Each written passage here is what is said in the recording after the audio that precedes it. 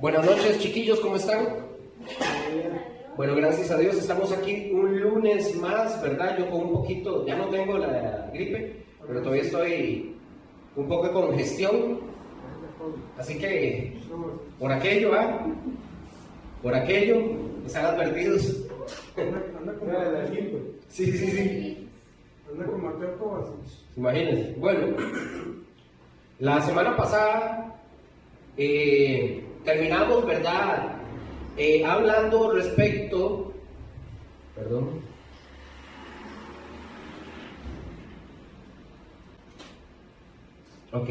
terminamos hablando acerca de la inspiración la semana pasada. Comenzamos a tocar también el tema de lo que es la inspiración y vimos solo una, ¿verdad? De las teorías acerca de la inspiración. Estábamos viendo las teorías de los grados de inspiración, quedamos en una. Vimos que la teoría del dictado verbal, y habíamos leído Romanos 9, del 1 al 3, donde Pablo está mostrando que la personalidad del escritor, Dios no lo es personal. Perdón, voy a cambiar este micrófono. Está bien.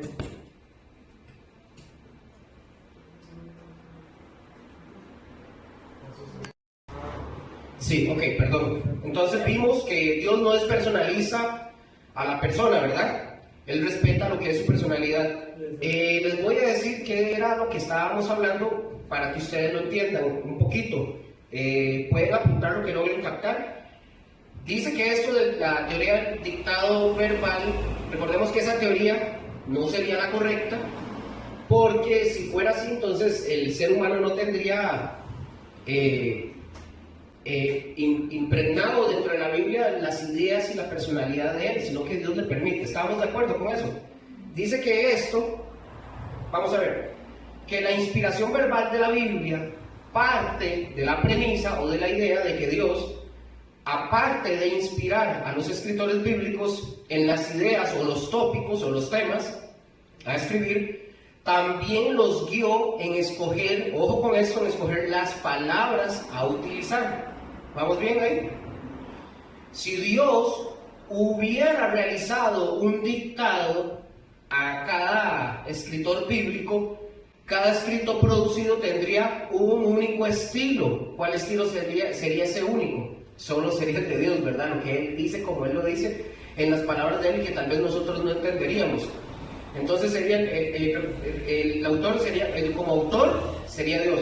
Pero si nosotros analizamos el texto bíblico, nosotros nos damos cuenta de que cada autor tiene su propio estilo de escritura, ¿verdad?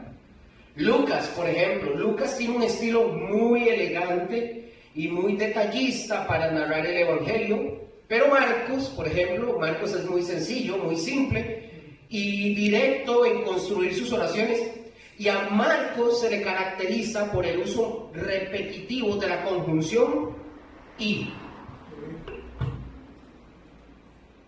Y al inicio para el inicio de sus versículos, ustedes van a ver que Marcos inicia y después entonces ahí quedamos claros con eso para que tuvieran la idea. La semana pasada alguien me preguntó, entonces para que tengan esa idea, ¿verdad? Ahora vamos a ver un poco más de eso y un poquito también más adelante. Vamos a seguir con el punto número 2. El punto número 2, acuérdense que estamos en las teorías de los grados de inspiración. La semana pasada vimos el primero. ¿Cuál fue el primero que vimos? Teoría del dictado verbal. Ese mismo, los estoy probando a ver si están en todos. Entonces, el segundo, ¿qué es lo que dice? La teoría de los grados de inspiración. La teoría de los grados de inspiración. Ahora, estamos viendo que estas teorías, para que ustedes puedan ver, vayan anotando, porque aquí hay muchas cosas interesantes, ¿verdad? O si lo están grabando, no importa, pero anoten porque aquí van a venir bastantes cosas interesantes. Estas teorías que estamos viendo, para que ustedes lo puedan ver, que, ojo, no todo el que dice ser cristiano o el que dice creer en la Biblia realmente cree en la Biblia o dice que es cristiano, no es cristiano por el simple hecho de que lo diga. Luker, ¿por qué dice eso? Ya vamos a ver por qué. No creen en la Biblia. Hay muchas de estas personas, incluso cristianos, no creen en la Biblia tal como debe de ser, es decir, tal y como fue revelada para nosotros y como nosotros la aceptamos. ¿Por qué? Bueno, por ejemplo, esta teoría de los grados de inspiración dice, ojo con esto, esta teoría de los grados de inspiración dice que hay partes de la Biblia que no son inspiradas, que no son más inspiradas que otras. Por ejemplo, hay personas que creen en estas cosas y ellos dicen, cuando ellos no están de acuerdo, por ejemplo, con nosotros, ellos dicen que nosotros somos muy exagerados. Ese tipo de personas dicen que nosotros somos muy extremistas o legalistas, pero ellos dicen que en realidad toda la palabra no está inspirada. Por ejemplo, vamos a ver un libro que es inspirado al 100%, según la teoría de ellos. Dicen que el Éxodo Éxodo 20, del 3 al 17, dice que es 100% inspirado. Eso es lo que ellos dicen. Eso es lo que ellos dicen, ¿verdad? ¿Y qué encontramos nosotros en Éxodo 20? ¿Qué hay en Éxodo 20? No lo vamos a leer. No se lo saben de memoria todavía. Los 10 mandamientos. Ahora sí ya se lo van a saber, ¿verdad? Ahora, estas personas dicen que los mandamientos sí son 100% inspiración. Porque si nosotros leemos los mandamientos, aunque la gente no sea creyente, nosotros vemos que los mandamientos al final de cuentas son buenos. Como por ejemplo, ¿qué dice un mandamiento? No mentirás. Otro más por ahí. No robarás, no matarás. Todo eso al final de cuentas es bueno. Pero eso de creer de que es inspirado a practicarlo ya es otra cosa, ¿verdad? Ya es otro rollo, diría Adán Ramones. Ahora, simple y sencillamente, ellos dicen, sí, eso Dios lo dijo, efectivamente. Ellos dicen que eso Dios lo dijo y dicen que está 100% inspirado. Ahora, apunten por ahí. Esto que les voy a decir lo dicen los que creen que la escritura está inspirada en porcentajes, que en una parte sí, una parte no. Anoten. Dicen que 25% inspirado es Marcos 28, del 18 al 20. Ellos dicen que Mateo, que Mateo 28, del 18 al 20, ellos dicen que eso es 25% inspirado. ¿Y qué encontramos en Mateo 28, 18 al 20? La Gran Comisión, correcto. Ahí encontramos a la Gran Comisión, que al final de cuentas se ha convertido en la Gran Omisión, porque básicamente la iglesia no está yendo donde Cristo dice que, por ejemplo, que ha recibido todo el poder en el cielo y la tierra, y por tanto dice, vayan y ¿qué? Y prediquen y hagan discípulos. Bueno, al final de cuentas ellos dicen que eso, ojo lo que dicen ellos dicen que eso no es cierto. Ellos dicen que eso no es cierto. Que sí es cierto que debemos, dicen ellos que sí es cierto que debemos amar a Dios con todo nuestro corazón, con todo nuestro corazón, que son los primeros 4 mandamientos, que sí es cierto que tenemos que amar al prójimo y que son los otros 6 mandamientos. Pero eso de que ellos dicen, de que nosotros tenemos que ir a evangelizar y llevar el mensaje a otros, dicen que eso hay que dejárselo a que cada quien crea lo que quiera. Y estoy hablando de cristianos. Cristianos, ¿verdad? Dando comillas. Este recurso es usado para decirnos que no tenemos por qué nosotros tenemos que estar yendo a predicar el Evangelio. Que lo que nosotros estamos haciendo es molestar a la gente y es tratar de cambiar la manera de pensar de la gente, así, con lo que nosotros les decimos. Casi. Por ejemplo, hace unos años en Bolivia quisieron hacer una ley. ¿Cómo se llama este presidente? Evo Morales. Querían pasar una ley Y esta ley quería prohibir que se predicara el evangelio en las calles. Esta ley quería prohibir porque ellos querían cambiar, ellos decían que los cristianos querían cambiar la forma de pensar de la gente y querían pasar esa ley. No sé si la pasaron, honestamente, pero querían pasar esa ley para que no predicaran en las calles. Ojo, incluso muchos piensan que cuando nosotros vamos y predicamos el evangelio, estamos llevando, como por así decirlo, algo encubierto o una doctrina, le dicen los venezolanos, una doctrina imperialista. ¿Por qué imperialista? Porque cree que ellos dicen que nos manejan los gringos, nada que ver. Entonces, cuando ellos nos dicen que nosotros no debemos de predicar, que eso no puede pasar, es porque, si ellos nos dicen a nosotros que nosotros no podemos predicar eso simple y sencillamente no puede pasar, porque nosotros tenemos un mandamiento del Señor que dice que vayamos y prediquemos, ¿verdad que sí? Ahora fíjense, esto no es una opción, no es opcional, nunca se los está diciendo en el versículo, si ustedes quieren, vayan y prediquen, o si tienen tiempo, vayan y prediquen. Si ustedes encuentran eso en la Biblia, yo cambio lo que les estoy diciendo, pero no dice eso. Porque muchos de los cristianos en realidad nos excusamos con que, bueno, yo no predico el evangelio porque no tengo tiempo o porque yo no sé hablar. Sería bueno, sería bueno si nosotros si es bueno si nos aprendemos nosotros de memoria el texto de Mateo desde el versículo 18 hasta el 20.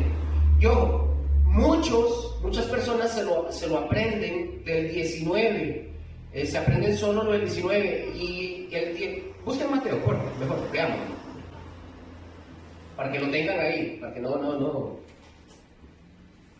Muchos se lo aprenden a partir del 19, pero el 18 también es importante porque el Señor Jesús está diciendo que vayamos en su poder. Y vean que no en el poder de nosotros, ¿verdad? Y si usted es bueno para hablar, pues vaya y predique. Y no vamos a hablar, y no es porque hablemos bien, es porque vamos en el poder del Señor Jesús, ¿verdad? ¿Qué dice el versículo 18 de Mateo? ¿Qué Mateo les dijo? De Mateo 28. El 18 dice, y Jesús se acercó y les habló diciendo, todo potestad me es dada en el cielo y en la tierra. ¿El 19? Por tanto, ir y hacer discípulos a todas las naciones, bautizándolos en el nombre del Padre y del Hijo y del Espíritu Santo. Entonces, si nosotros vamos a predicar en el poder de Cristo Jesús, no en el de nosotros, sea que seamos tartamudos o lo que sea, al final de cuentas es en el poder de Él. Entonces también, como nos dice la misma Escritura, que cuando nosotros hablamos, ¿quién es el que habla a través de nosotros? ¿Quién? Fuerte. El Espíritu Santo. ¿Y de quién es la responsabilidad de que la gente a la que nosotros le estamos hablando crea o no crea? Del Espíritu Santo, correcto. Ojo, y muchos de nosotros no queremos, eso no me estoy desviando del tema, ¿verdad? Porque nada más estoy mencionándoles algo.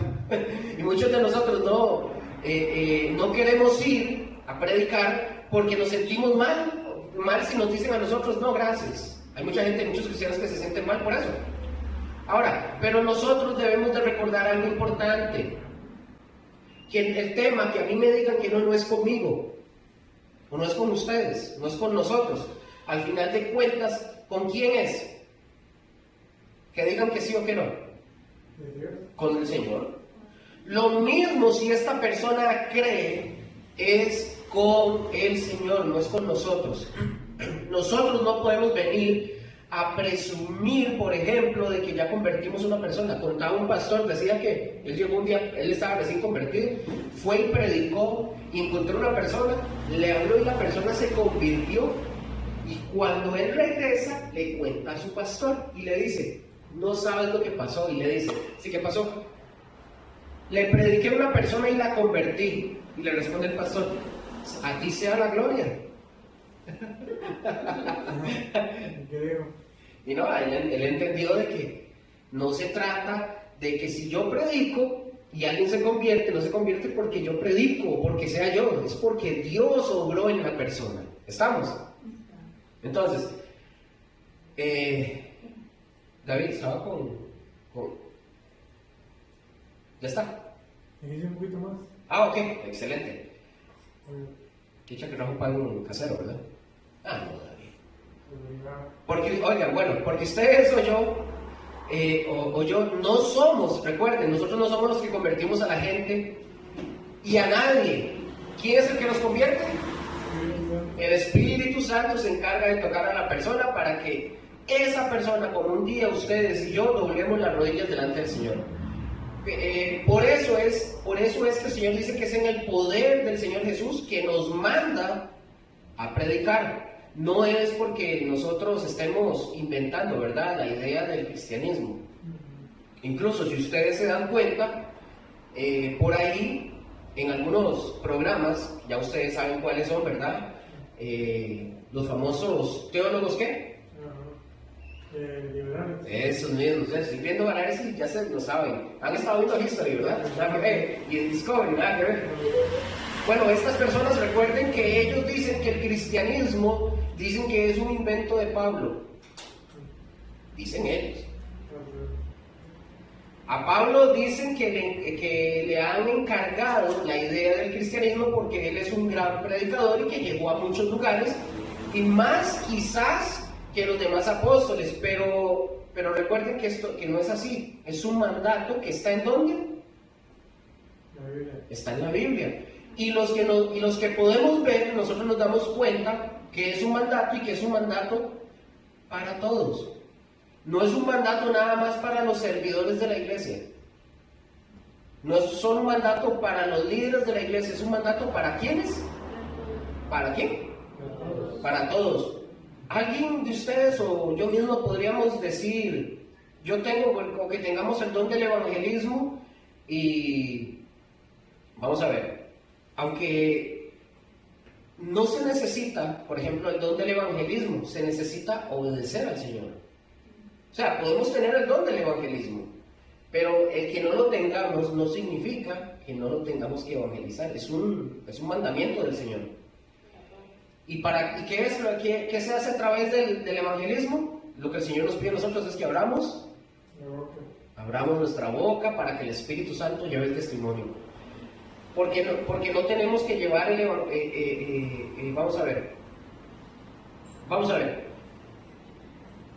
Yo puedo llegar donde una persona no creyente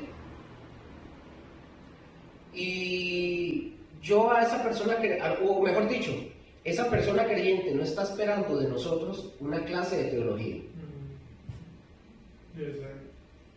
Esa persona, se los voy a decir así, esa persona no le interesa si usted es teólogo, si usted sabe o no sabe. Esa persona, nadie que no sea cristiano nos está pidiendo una clase de teología. Lo que ellos necesitan es saber que el Señor los puede ayudar, como un día ayudó a Gustavo, como un día ayudó a Raquel, como un día ayudó a David. Y no digo que no nos ayuda, lo que estoy hablando es cuando nos rescató, ¿verdad? Cuando un día ayudó a Estefanía, me ayudó a mí, a mi esposa y a todos los que estamos aquí. Eso es lo que ellos necesitan escuchar.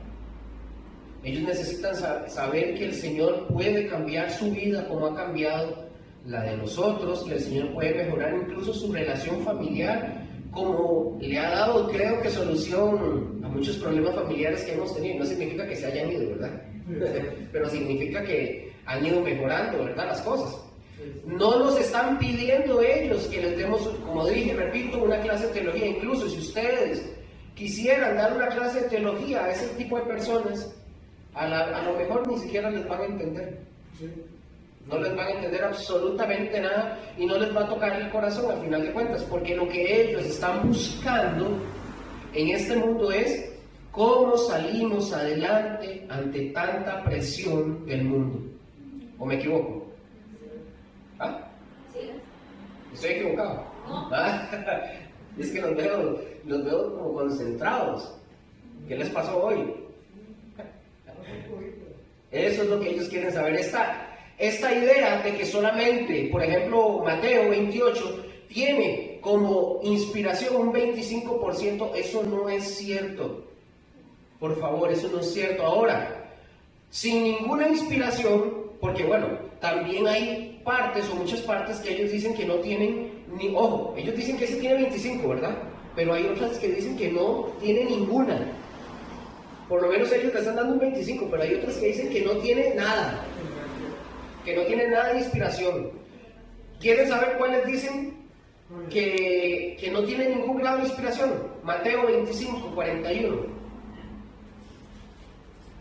Y léalo fuerte el que lo tenga. Vean lo que ellos dicen. Ellos dicen que Mateo 25, 41 es cero inspiración, que eso no es cierto.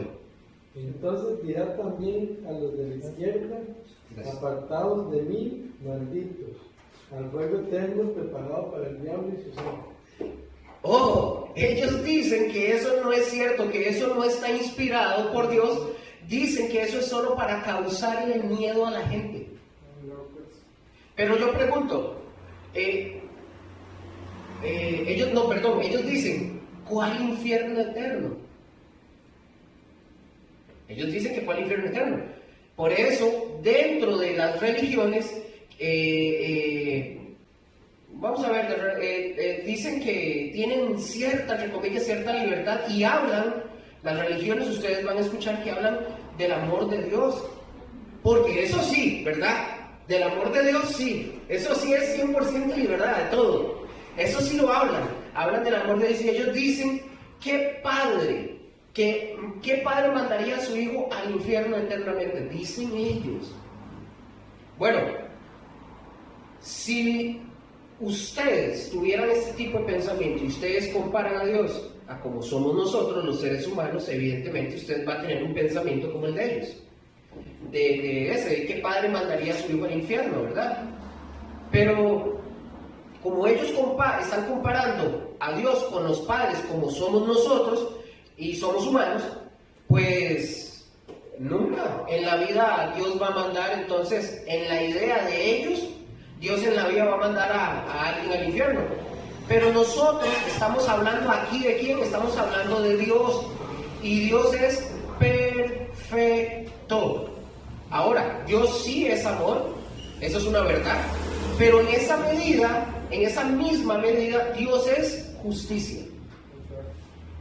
Entonces, Dios no se está, vamos a decirlo así, Dios no se está vengando de absolutamente nadie. Dios simple y sencillamente está aplicando su justicia. Es decir, Dios no se está vengando de nadie. Por eso ustedes tienen que notar algo. De tanta oportunidad, vamos a venir de tanta oportunidad que Dios nos dio o nos da de venir a la salvación. Les pregunto yo a ustedes, ¿cuántos años tenían ustedes cuando, antes de venir a Cristo, qué edad tenían? 24. ¿Cuánto? 24. Yo tenía, cuando ya vine yo al Señor, rápido, 7. Ok. Sí. Sí. En mi caso fue a los 22. Ojo, ¿qué significa eso? Que voy a hablar de mí, 22 años. Dios me dio a mí de paciencia y de misericordia 22 años. Me tuvo esa oportunidad para que yo llegara a la salvación 22 años. De que yo estaba haciendo lo que a mí me daba la gana. ¿Cuántos tenía usted hoy? ¿Cuántos? Yo no sé, una cristiana, pero ya de verdad, 18 años. Ok. Entonces, noten esto, aquí interesante, no es que Dios no nos ama. Recuerden que Dios sí es amor, es un amor perfecto, pero no es un amor blandengue, como el de nosotros, como a veces nosotros como papás tenemos, que nosotros a veces ni siquiera queremos corregir a nuestros hijos porque se trauman, dicen ahora, ¿verdad? Preferimos que se traume todo el mundo en lugar de nuestro hijo, pero que no se le pueden dar ni siquiera palmaditas, ¿verdad? O nalgaditas, porque les va a causar un trauma gravísimo, ¿verdad? A los chiquillos, y que después nos vemos metidos con los psicólogos. Es un tema para otro día. Entonces Dios es amor perfecto y ese amor perfecto de Dios no es blandengue, no es milindre, y lo voy a poner así, no es cobarde tampoco. Y mucha gente confunde incluso a Dios con Santa Claus. Y les voy a decir por qué. Le dicen ¿ustedes han visto a Santa Claus? ¿Qué le decimos? Bueno, yo no se lo digo, yo a Yana le digo, ya Santa no existe, yo soy muy crudo. Pero por ejemplo, y ya Yana sabe, ella dice, no, Santa Claus no existe, pero ella a veces espera a Santa Claus, pero no existe, ella sabe que no existe. Pero ¿qué hacemos nosotros? ¿Qué hacemos nosotros con nuestros hijos o hicieron con nosotros? Si usted se porta mal, le voy a decir a Santa Claus que no le traiga nada. Y resulta que nos portamos de 365 días del año, nos portamos 700 mal. Y al final de cuentas, ¿quién viene en diciembre? Nos dan el regalo. Y confunden a Dios con Santa Claus. Confunden a Dios con Santa Claus. Y recuerden, otra vez lo repito, Dios es un amor perfecto. Y ese amor perfecto de Dios tiene dos caras. No estoy hablando de que es bipolar, ¿verdad? Estoy hablando en el sentido de una moneda, ¿verdad? De dos caras.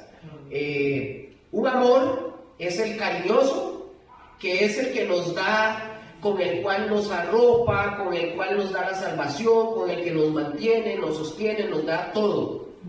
Pero también está el amor de Dios, el amor firme. Recuerde que cuando Pablo está escribiendo la epístola, por ejemplo, de los Romanos, él dice que nosotros debemos de considerar dos cosas de Dios. ¿Se acuerdan? ¿Qué dice?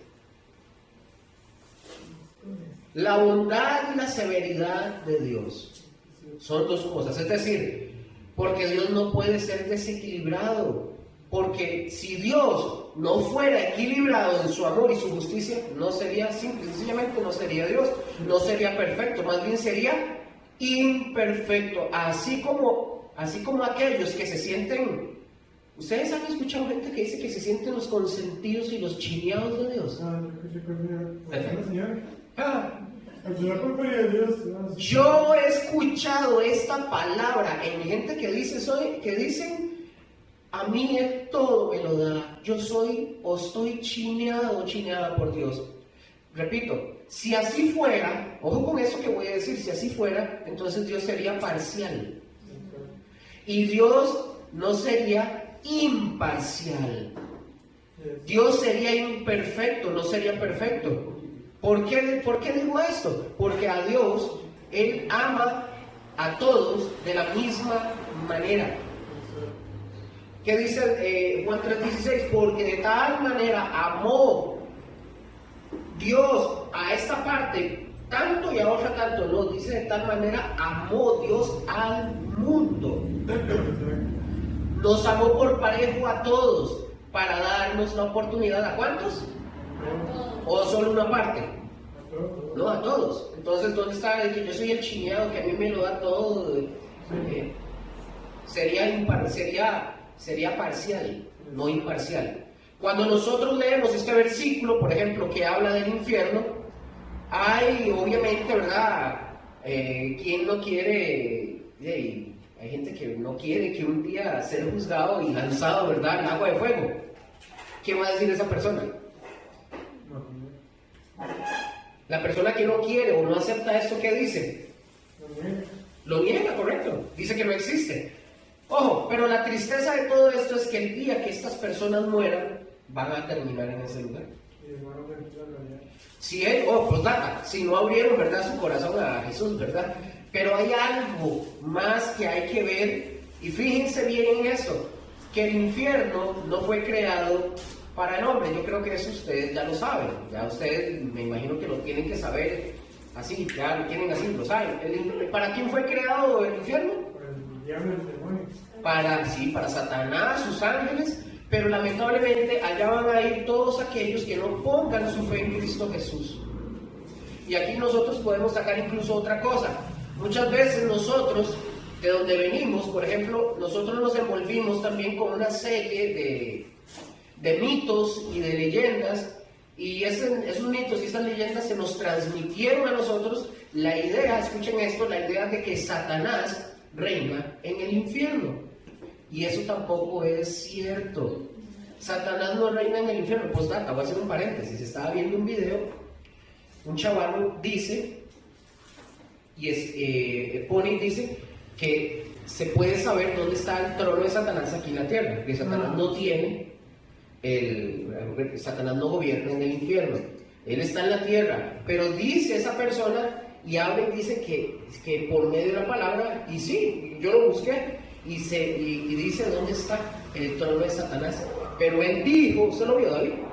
¿Usted lo vio? Él dijo que unos historiadores y expertos dicen que el trono de Satanás está en Suiza, y yo me puse a buscar y no está en Suiza. Bueno, si fuera así. Lo digo por el CERN. Sí, lo digo por la ONU, por todo ese tipo de cosas, pero en realidad donde lo menciona, Apocalipsis 2.13. Apocalipsis 2.13. Rápido, para no salirnos del tema, nada más. Es rápido. Mientras lo van buscando. Entonces, Satanás no reina en el infierno, no es cierto eso. Más bien Satanás es uno de los que va a ser más castigados en el infierno. El infierno fue creado para castigarlo a él por su rebelión y por su desobediencia y a sus demonios. ¿Qué dice? Vean qué dice. Yo conozco tus obras, no demoras, donde está el trono de Satanás, pero retienes mi nombre y no has negado mi fe, ni aun en los días en que Antipas, mi testigo fiel fue muerto entre vosotros. Ok, ahí. Entonces, cuando ustedes comienzan a averiguar, porque no hay mucha referencia de Antipas, no está ni siquiera en el libro de los mártires, no hay referencia de mucha. Antipas, ¿dónde muere? En Éfeso. ¿Dónde es Éfeso actualmente? No, Turquía. Entonces dice que la actual Turquía es donde estaba Éfeso. Espero no haber vaqueado, porque tengo un montón de ideas en la cabeza ahorita. Pero estoy casi seguro. Póngalo para no vaquear, ¿verdad? Porque si dejo el mensaje mal dicho, me apalean a mí. Éfeso, si no me equivoco, es la actual Turquía. No, pero en Google.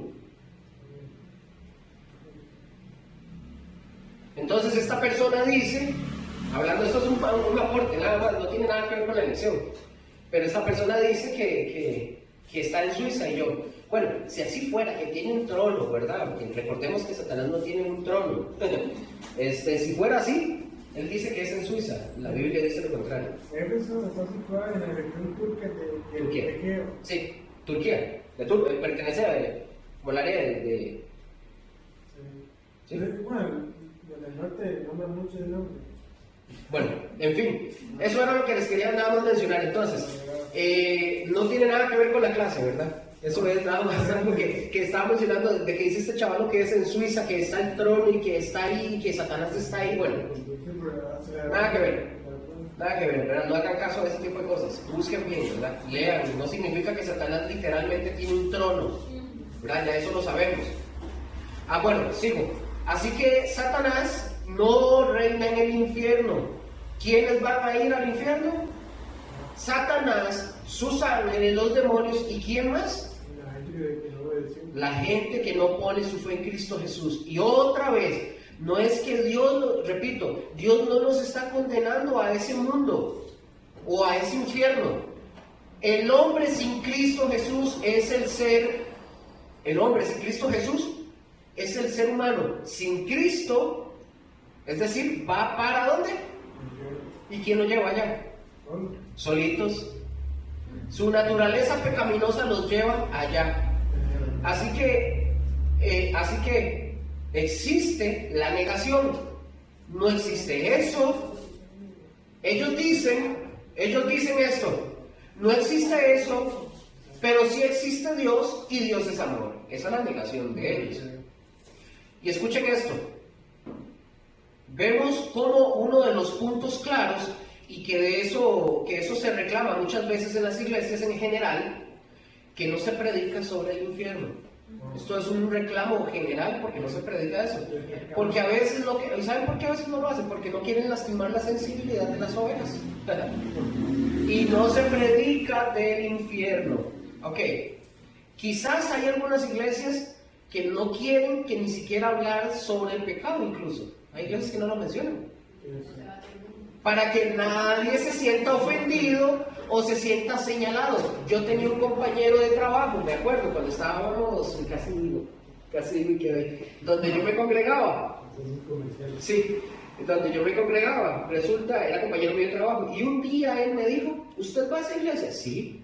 Yo fui a varios cultos, pero después me fui y yo le pregunté, ¿por qué se fue? De ahí es que el último día que yo fui, el pastor estaba predicando y todo lo que dijo tenía que ver conmigo y yo pensé que era a mí. Sí, sí era para él, pero el pastor no iba a sacar tiempo para saber quién era él, ¿verdad? O sea... No para él, pero no le gustó. Entonces, porque, oigan, ha habido gente de las iglesias que cuando se señala un pecado o se le mueve, por así decirlo, la herida, ¿qué hacen? El ejemplo que les acabo de dar. Y esta gente, ¿qué hacen? Nos acusan que eso es una pura doctrina de condenaciones. Ellos dicen que nosotros damos doctrina de condenación y yo, ojalá por así. Y que no tiene nada que ver con la gracia de Dios, dicen ellos. La gracia de Dios más bien es la que a nosotros nos obliga a hablar acerca del pecado y de que si no nos arrepentimos del pecado, pues nos vamos a encontrar con un lugar eterno que no es una condena ni de 5, ni de 10, ni de 20, ni de 100 años. Eso tampoco es un purgatorio, ¿verdad? Como el que inventó, aquí sí lo digo, lo inventó la Iglesia Católica para decirnos que luego iban a salir después de que se cumpla un X número de años o de que se pague cierta cantidad por una misa, rosarios, etc. Para salir de ahí, ¿verdad? Eso no existe, ya eso lo sabemos nosotros, eso fue un invento para no hacer parecer que el infierno es el lugar que es eterno. Y esto no es una cuestión de juego, en serio, esto no es una cuestión de juego, porque si como nosotros, como sean predicadores o sean maestros, hablamos del pecado y hablamos del infierno, es precisamente porque queremos que nadie vaya allá, o me equivoco.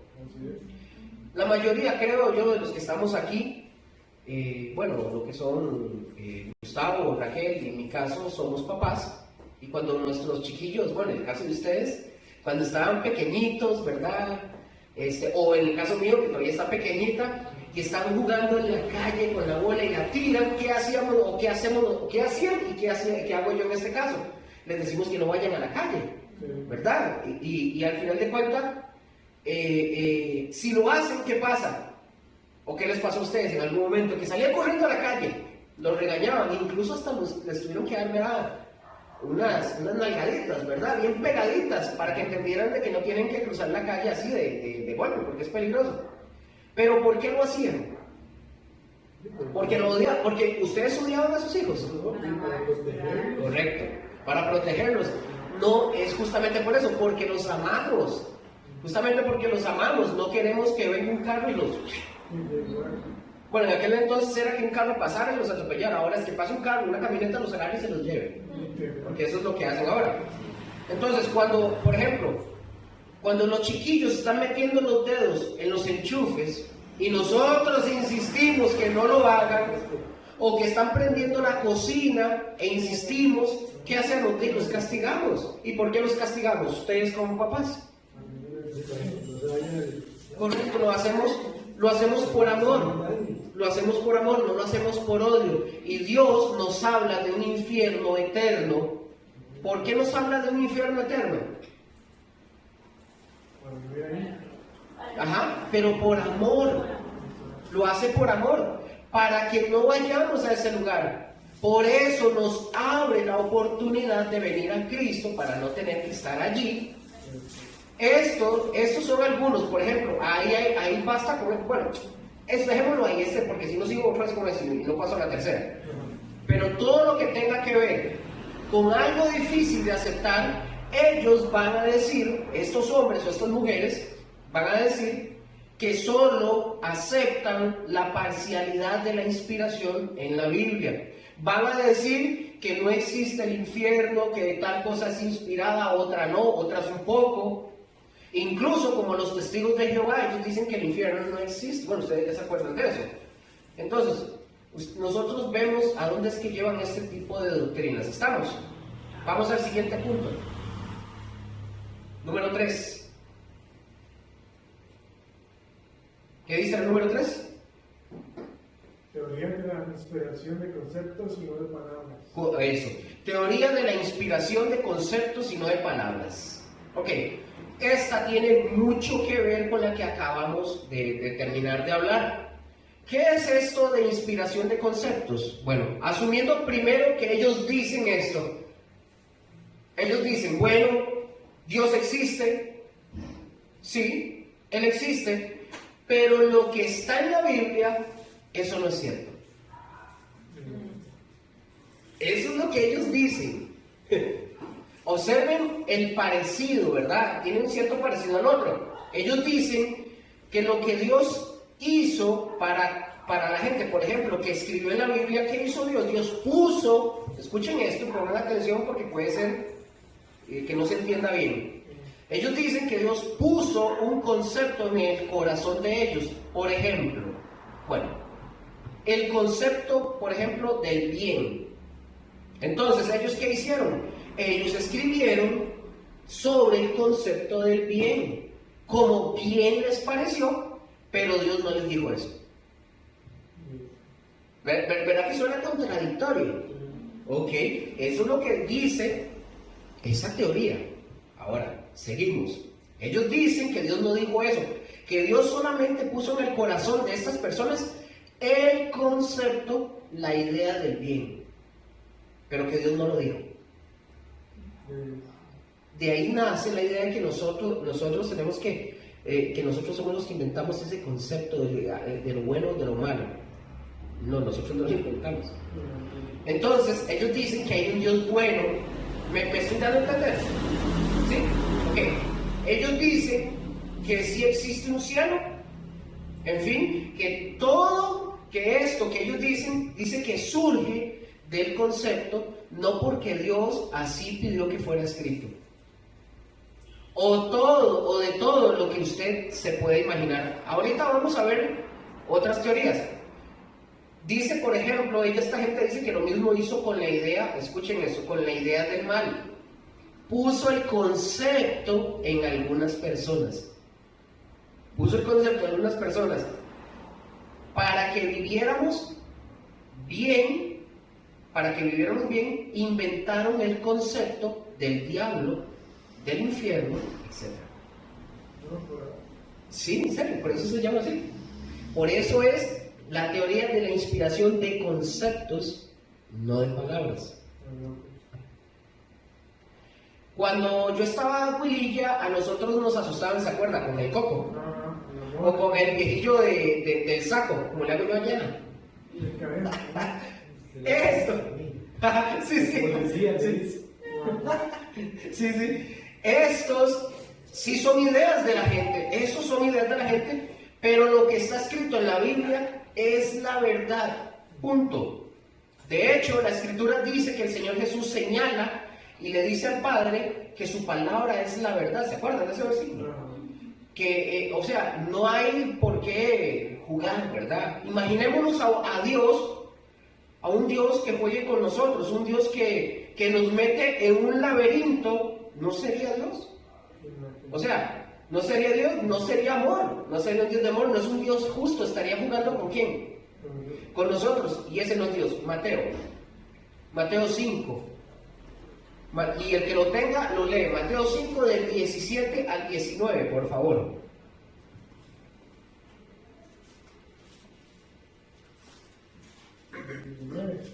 Mateo 5, 17 al 19, léalo, que lo tenga fuerte. No penséis que he venido para abrogar la ley o los profetas. No he venido para abrogar, sino para cumplir. Porque de cierto os digo que hasta que pasen el cielo y la tierra, ni una jota ni una tilde pasará de la ley, hasta que todo esté cumplido. De manera que cualquiera que quebrante uno de esos mandamientos muy pequeños, y así enseña a los hombres, muy pequeño será llamado en el reino de los cielos. Mas cualquiera que los haga y los enseñe, este será llamado grande en el reino de los cielos. ¿Quién es el que está hablando con esas palabras? Jesús es el Señor el que está hablando. Oigan, y los religiosos dicen que Jesucristo, ellos dicen los religiosos que Jesucristo es Dios. Y si es Dios, entonces dice la verdad. Pongan atención, dice la verdad. Los que no son religiosos hablan del Señor Jesucristo como el maestro, como que si fuera un gran filósofo, nada más. Pero pongan atención con esto. Si lo que el Señor Jesús dijo ahí no fuera cierto, entonces, como número uno, no es Dios. Si no es cierto, no es Dios. Porque Dios, número uno, no miente, ¿verdad? Entonces, Jesucristo estaría mintiendo. Y no sería o no es un gran maestro, porque al igual está echando mentiras, si fuera el caso. Sería un gran mentiroso, no sería un gran maestro y no sería un gran filósofo.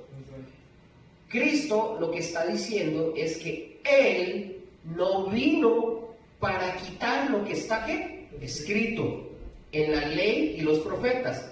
Y esa es una de las maneras en las que los judíos, por ejemplo, resumen la escritura, ¿verdad? Él dice, yo no vine para quitarla. ¿Qué dice? ¿Para qué vino? Para cumplirla. Para cumplirla.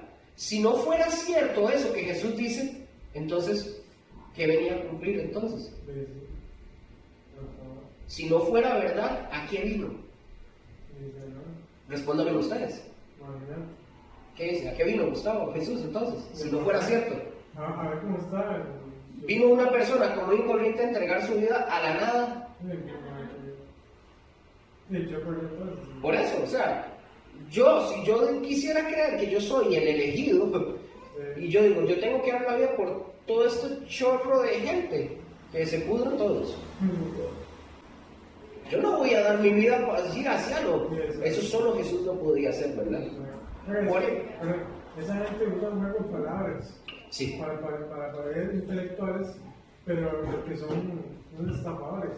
Ajá. Y lo que hacen es, ellos mismos, la misma Biblia, Ajá. los hace mentirosos a ellos. Correcto. Porque Dios no miente, no es hombre ni hijo de hombre que mienta. Ajá. Y ellos están diciendo que Dios miente, entonces ellos son mentirosos. Ajá. Y hacen ver mentirosos ¿A quién? a ellos mismos. Correcto. Eso, guárdeme una galleta, ya vi. Entonces, por eso nos dice que a todos nosotros, que los que enseñamos esto, dice que hacemos ¿qué? Muy bien, ¿verdad? Hacemos muy bien, pero que los que no lo enseñan bien, entonces están haciendo, no están haciendo el bien que deben hacer. Por eso, contra todo argumento que va en contra de la justicia, de la verdad, ahí está la palabra de quién. Ahí está el Señor Jesús, está hablando acerca de que es la palabra de Dios y que se tiene que cumplir. Repito, Él no vino a quitarla. Punto número 4.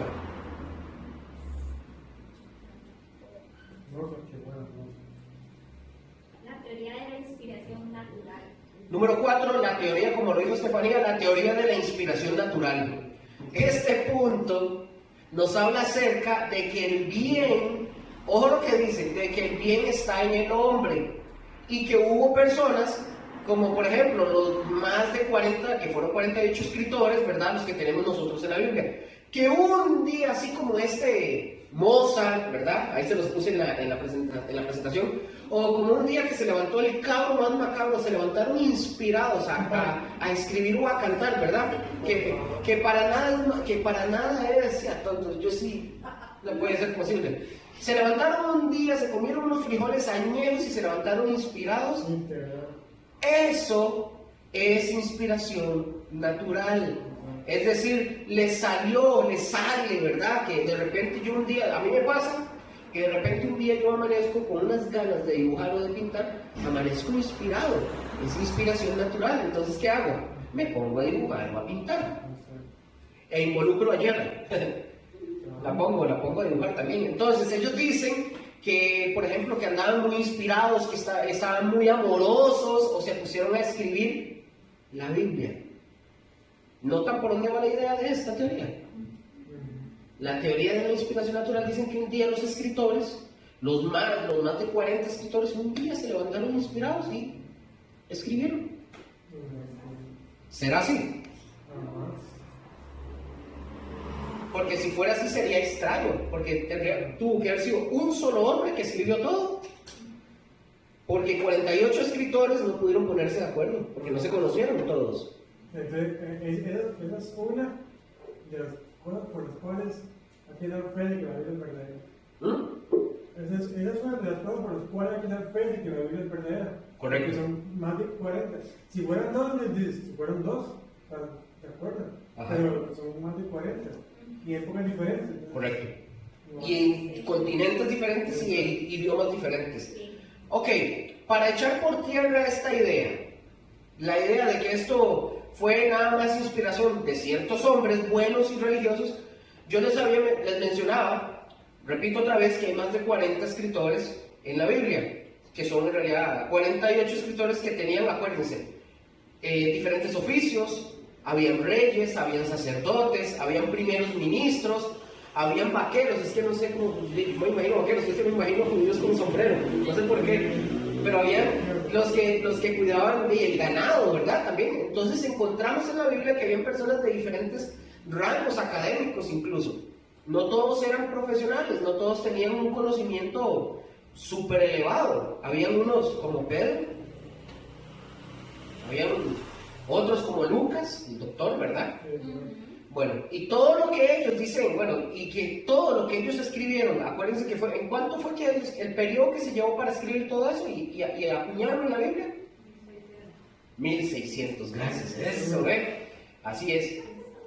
1600 años a lo largo del tiempo, porque ni siquiera, recuerden que ni siquiera se juntaron, no hubo una reunión como nosotros, que nos podemos reunir para decir, hagamos un libro.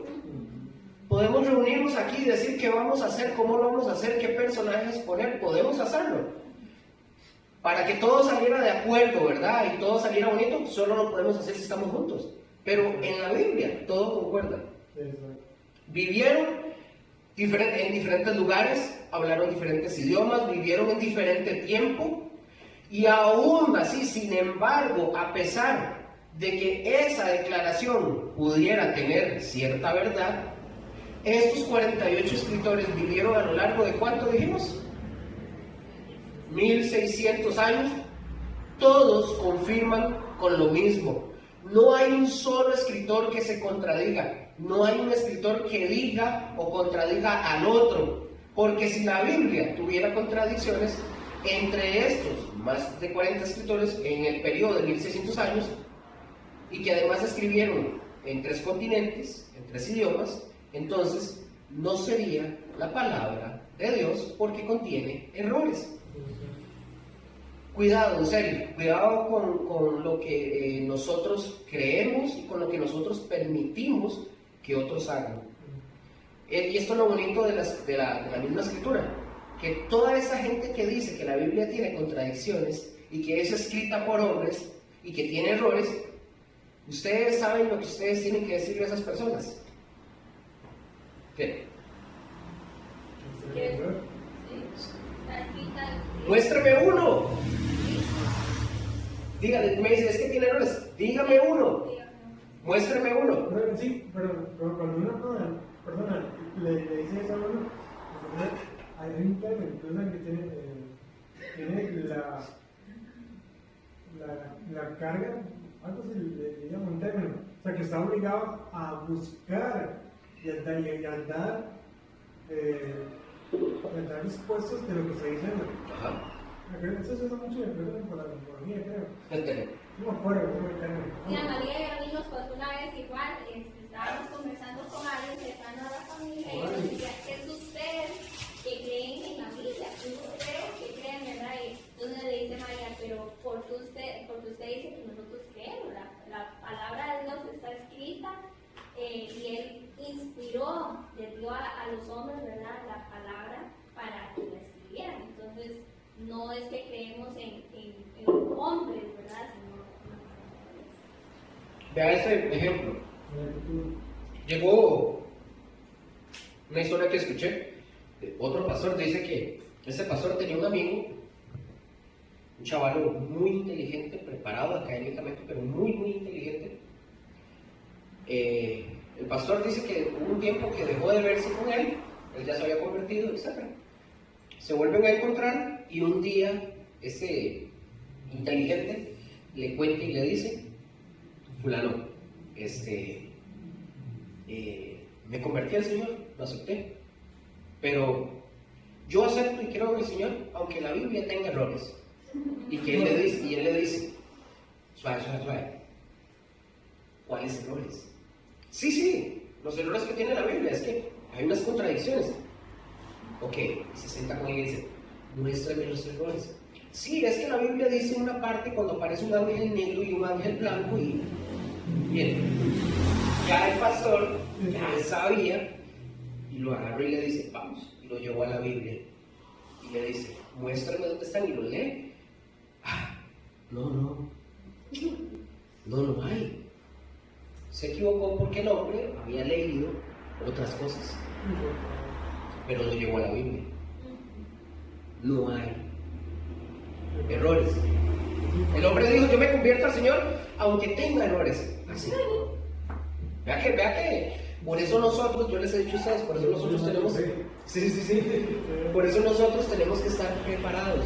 Yo no tengo que entrar con filosofía ni tratar de ser muy inteligente. Solamente como, vea qué fácil. ¿Cuáles errores? Sí, en un ángel negro, que un ángel blanco, y que no sé quién sabe qué libro está leyendo. Realmente con el libro decía que los caballos eran ángeles. ¿Quién sabe? Pero lo llevó a la Biblia.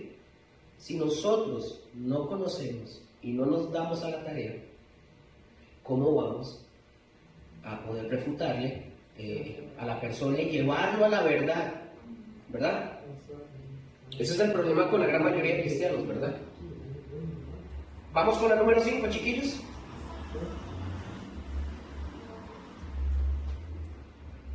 Este punto es interesante. Pongan atención. Ey, no se me distraigan si están viendo besitos y manitas. No. Bueno, para lo que quede grabado, ustedes es un matrimonio, ¿verdad? Les estoy molestando. Número 5. Teoría de inspiración mística. Ojo, con esta teoría, o quien cree esta teoría, toma como respaldo Filipenses 2.13. ¿Qué dice Filipenses 2.13?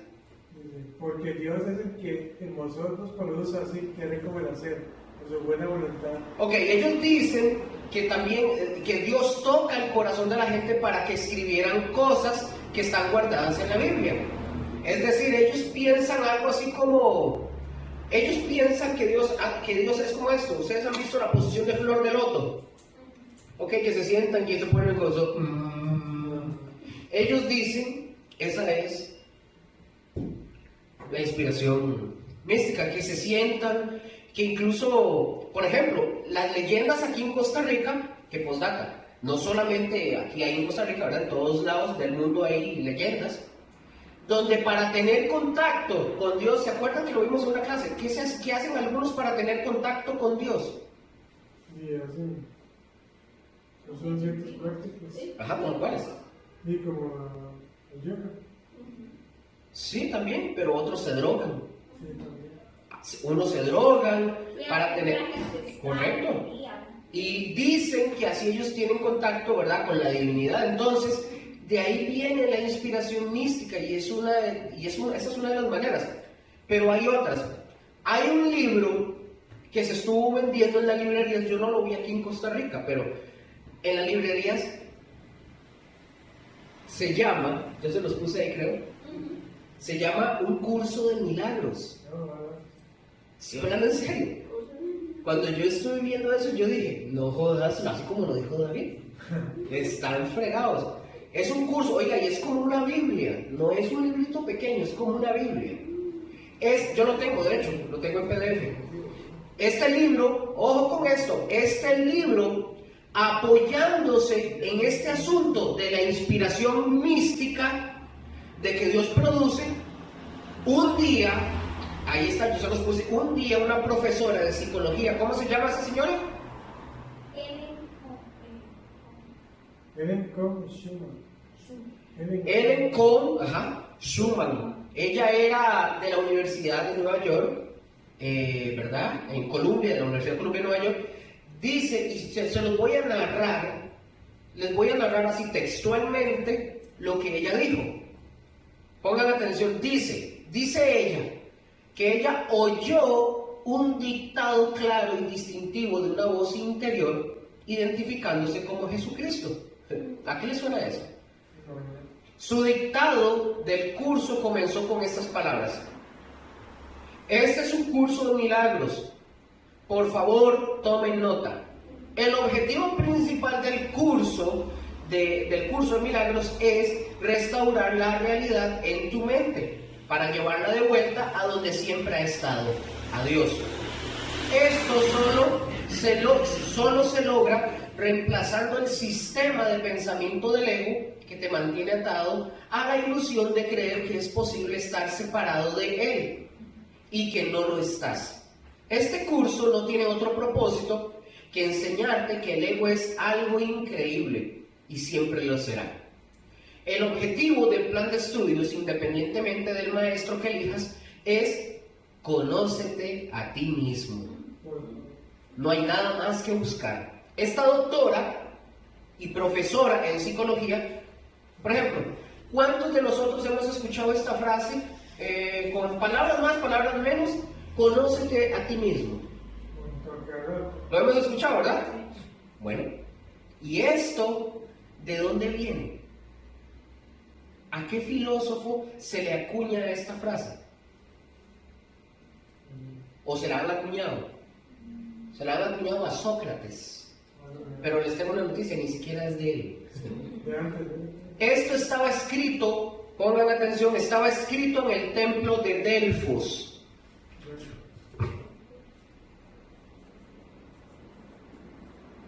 El templo de Delfos. Eso estaba escrito en el templo de Delfos y era la idea de conócete a ti mismo. Y viene esta doctora en 1965 y dice que ese mensaje, que es el mensaje, que tienen que llevar. Y nos dice que ese es el dictado del Señor Jesucristo. ¿Cómo la ven?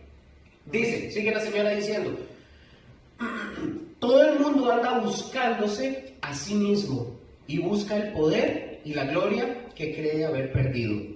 El programa de entrenamiento espiritual, un curso de milagros, es un plan de estudios de transformación en la realización del ser, presentado como un programa de autoestudio. La forma expuesta del curso es un texto, un libro de ejercicios de lecciones diarias y un manual para el maestro. El curso de milagros es una obra maestra de entrenamiento mental. O sea, todo tiene que ver con la mente, ¿verdad? Dice, y continúa el Señor diciendo, diseñada impecablemente para catalizar en el individuo una experiencia de pensamientos no limitado por las restricciones del tiempo, del espacio o de los principios de la correspondencia humana. Mediante la aplicación de las lecciones en el arte del perdón y la psicología de la autorresponsabilidad, somos despertados al recuerdo de una herencia divina. Ojo, eso es lo que ella dice, ya esa señora murió hace muchos años. Ellos no son los únicos, Por ejemplo, en el curso de apologética, nosotros vamos a ver mucho con doctrinas hinduistas, por ejemplo, un montón de esos, pero hay gente que sí está buscando algo o alguien que le ayude, y en el mercado del ofrecimiento, ¿verdad? Porque dice la palabra que muchos tendrán ¿qué? Comezón de oír, pero no, ese comezón de oír no es conforme a lo que dice la palabra. Y nosotros vemos a mucha gente metida en una serie de cosas, como las que está hablando, ¿verdad?, esta señora, y buscando en donde no deben de buscar. Y estoy hablando de cristianos, ¿verdad? Es que si fuera gente del mundo, pero son cristianos. Si nosotros les hablamos de la Biblia, por ejemplo, ¿qué hacen ellos con nosotros? ¿Qué hacen?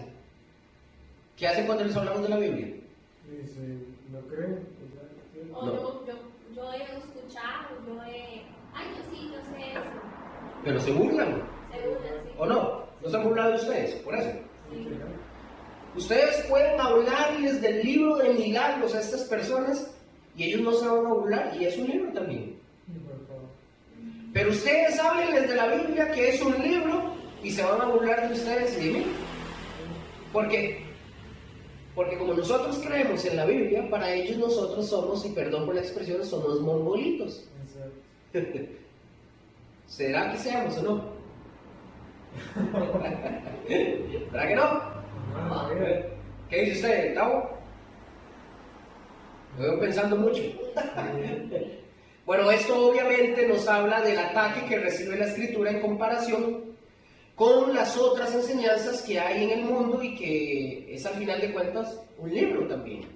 Bueno, si ustedes y yo de forma retrógrada creemos en la Biblia, que es el libro de Dios, para ellos nosotros estamos mal. De hecho, la nueva era que funciona desde hace muchos años en el mundo y que, por ejemplo, la nueva era ya no se promociona como nueva era, es de eso lo que nos habla, como está hablando esta señora, ¿verdad? Ellos dicen que la verdad, la nueva era dice que la verdad está repartida en todo el mundo, que hay que agarrarla como un rompecabezas, irla juntando toda la verdad para saber la verdad. Y que si usted piensa por lógica, ellos dicen que hay muchas verdades, que lo que hay de verdad es, pero que ellos dicen que hay muchas verdades, pero a la verdad solamente hay una verdad. A la verdad hay solo una verdad. No puede haber muchas verdades, porque si hubiera muchas verdades, ¿qué es lo que nosotros vamos a tener? Es un cúmulo de puras mentiras. Es todo lo que vamos a tener, muchas mentiras. En cuanto a la realidad espiritual en el ser humano, hay una sola verdad, por eso hay un solo camino. ¿Quién es ese camino? Jesús. Y Él lo dijo claramente, y Él lo dice, y es publicado por muchos lados donde dice, yo soy el camino. ¿Cuántos caminos? Uno. ¿Cuántos? Uno. Ok, fíjense cuando dice el camino, el artículo el camino no dice uno de los caminos. Jesús dice, yo soy la verdad, yo soy la vida. Eso es lo que el Señor Jesucristo dice. No hay otro camino, no hay otra verdad, no hay otra vida aparte de la vida que transmite Dios. Por eso, unidos a Dios es vida. ¿Verdad que sí? Ok. Estar separados de Dios es muerte, correcto. ¿Por qué no piensan? Cuéntame por qué se quedan en pausa. Yo. ¿Por qué? ¿No? Raquel, ¿por qué? ¿Por qué se quedan en pausa cuando los agarro así fuera de base? Sí. Es decir, estar separado de Dios, de todos modos, va a haber, ojo con esto, estar separados de Dios, de todos modos, en la muerte va a haber conciencia. Los que van a ir al infierno, no crean ustedes, que se van como las hojas en blanco, sin saber o sin sentir. Ellos saben. Y ellos van a saber cuando usted llegó y les habló el Señor Jesucristo. Le dijeron, ahorita no tengo tiempo. Mire que yo no voy a seguir la religión que yo voy a seguir la religión que me enseñaron mis padres. Ellos lo van a saber siempre y no se les va a olvidar. Así como nosotros vamos a tener conciencia siempre. La conciencia, cuando digo conciencia, quiero decir en el sentido de tener conocimiento de las cosas. No estoy hablando de los que, ¿verdad?, de la conciencia mística, ¿verdad? Entonces vean ustedes que la lucha espiritual, aquí hay muchos argumentos en el mundo, y lo que quiere Satanás es que encontremos otro camino distinto al Señor Jesucristo. Él no quiere que encontremos ese camino, ¿verdad? Por ejemplo, yo les había puesto este ejemplo hace un tiempo. Imaginémonos una bolincha. Esa bolincha, supongamos que es la iglesia verdadera, la fe verdadera. En esa bolincha se encuentra eso. Entonces, la bolincha, cuando usted va, Gustavo, cuando vamos en el suelo caminando y vemos una bolincha, ¿qué hacemos? No, la recogemos, yo la recojo. Recogemos la bolincha del suelo, ¿verdad que sí? ¿Qué fue lo que hizo Satanás? Entonces, supongamos que la bolincha es la iglesia y la fe verdadera. Si nosotros vamos así y la encontramos, ¿qué hacemos? La encontré, ¿verdad? Ahora, ¿qué fue lo que hizo Satanás para que nosotros no encontráramos la bolincha verdadera? Se agarró un saco y tiró un montón de bolinchas. ¿Y qué dice Satanás? Ahora sí, busque la verdadera. Muy parecido a esto. Vació todo el saco de bolinchas alrededor para que nosotros no encontráramos cuál era la verdadera. Por eso el mercado religioso es muy amplio. Si usted viene, por ejemplo, les voy a decir eso, si ustedes vienen a la iglesia por costumbre, ustedes son unos religiosos o una religiosa. Si usted viene a la iglesia o viene a esta escuela de estudio buscando más de Dios, buscando conocer más a Dios, conocer más al Señor Jesucristo, es porque ustedes tienen una relación, no porque tengan una religión. Desgraciadamente, en nuestras iglesias, ¿verdad? Y José no se escapa, muchos de nuestros hermanos llegan como religiosos. Han dejado de tener relación con Cristo Jesús y se han convertido en religiosos. Porque van para no sentirse mal, para pensar que están bien con Dios. ¿O no? Por eso nos encontramos con gente que ha venido y se ha ido. ¿No les ha pasado a ustedes donde estaban en muchas iglesias y veían? Yo veía que entra gente y dice, mira, ya fulano no está y se fueron. Gente que va y viene, gente que va y viene. Pero ¿qué pasa cuando usted se los encuentra? Porque a mí me ha pasado. Cuando usted se encuentra con personas que iban a la iglesia, y para que usted no les reclame, y se los digo por experiencia, ¿qué es lo primero que dicen? Ay, yo estoy bien con Dios, tengo una muy buena relación con Dios. ¿Y para qué se lo dicen? Y en realidad no es así. ¿Para qué se lo dicen? Se excusan para que usted ni siquiera les diga nada. Y tal vez usted ni siquiera les va a preguntar nada de eso. ¿No les ha pasado a ustedes? ¿Verdad que sí? ¿Y qué ha hecho Raquel? Fuego de Dios. Nada que ver. Entonces, ¿el Señor qué hace? El Señor nos está mostrando a nosotros un camino verdadero. ¿Y para qué sirve un camino? Para llevarnos a un lugar distinto. Para recorrerlo, ¿correcto? ¿Y a dónde nos lleva ese camino? A un lugar determinado, ¿verdad? Mientras nosotros llegamos a ese, ojo con esto, mientras nosotros llegamos o vamos en camino para llegar a ese lugar determinado, ¿qué estamos haciendo en el camino? Caminando, correcto. Nos estamos moviendo, no estamos estáticos, estamos progresando en la vida.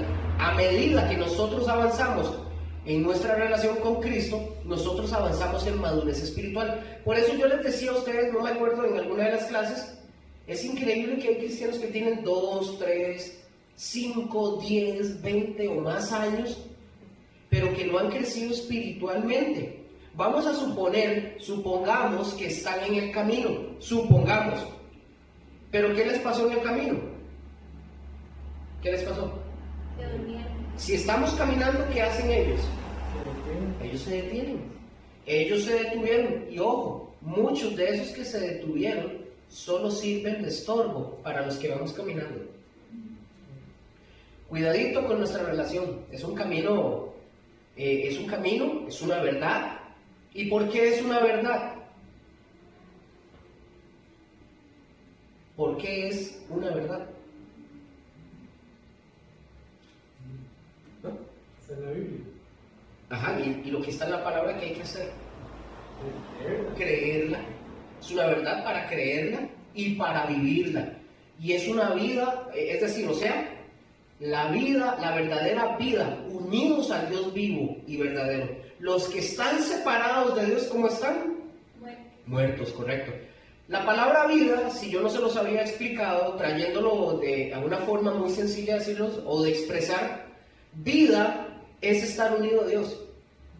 Y muerte es estar separado de Dios. Así de sencillo. Esto es lo que quiere decir vida en la Escritura y muerte, ¿verdad? Número 6, la teoría número 6. Léalo fuerte. Debería ver mal. Dígalo. Teoría verbal y plenaria. La teoría verbal y plenaria. Aquí son dos acepciones o dos conceptos o dos formas dos maneras de explicarla. La primera, la teoría verbal y plenaria, pónganlo como subtema ahí, lo pueden poner, el punto número A, por así decirlo. En esta quedamos y en la segunda lección seguimos. Vamos a ver. Inspiración verbal significa, ustedes lo tienen, ¿verdad? Sí. Yo se los voy a leer por el audio, ¿verdad? Pero ustedes ya lo tienen. Dice, la inspiración verbal significa que en sus documentos originales el Espíritu Santo dirigió en la selección de las palabras usadas. Sin embargo, la personalidad del autor humano fue respetada al extremo que sus características como escritor son preservadas y su estilo y vocabulario empleados pero sin permitir ningún error. Ahora, para que usted entienda esto, porque ya nosotros vimos una teoría que ellos lo copiaron como un dictado, ¿se acuerdan? Que era como un dictado. Como decía esta psicóloga, esta mujer, que el Señor Jesucristo le dictó. Quiere decir que las palabras que ellos utilizaron verbal y plenario, las palabras que ellos utilizaron fueron la manera de expresarse de ellos. Por eso, la palabra precisa que se necesita, es decir, la Biblia, no contiene ningún tipo de error. Ahora, déjenme explicarle para que ustedes vean. Nosotros, por ejemplo, hablamos del anticristo, ¿verdad? Ustedes ya lo han visto, ya ustedes saben. Esta palabra, el anticristo, es la más difundida, pero la palabra anticristo le pertenece a quién, nada más. ¿Ah? A Satanás. No. O sea, ¿quién es el autor, el que escribe? ¿Quién es el que usa solo esa palabra? Juan. Juan es el que escribe esa palabra. Es decir, esa es una palabra de la teología de Juan o la teología juanina, ya lo habíamos visto en algún momento. Ahora, porque cuando nosotros vemos a Pablo nos habla del mismo personaje, escuchen esto, nos habla del mismo personaje, pero lo llama el hombre de pecado o el inicuo, pero es el anticristo. ¿Me doy a entender? Si ustedes se fijan que de acuerdo al vocabulario que usó uno y usó el otro, se están refiriendo ¿a quién? Al mismo personaje, a la misma persona, pero de acuerdo a cómo ellos hablan. ¿Me doy a entender? ¿Están claros? ¿Raquel? ¿Gabo? ¿Raquel? ¿David? ¿Están? ¿Sí? ¿Ah? Diferentes palabras para referirse a lo mismo. Correcto. Entonces, ustedes y yo podemos hablar el mismo punto, por ejemplo, pero nosotros podemos usar nuestro lenguaje que tiene variaciones. O sea, yo tengo una forma de escribir y una forma de expresarme que va a ser diferente a la de Gustavo.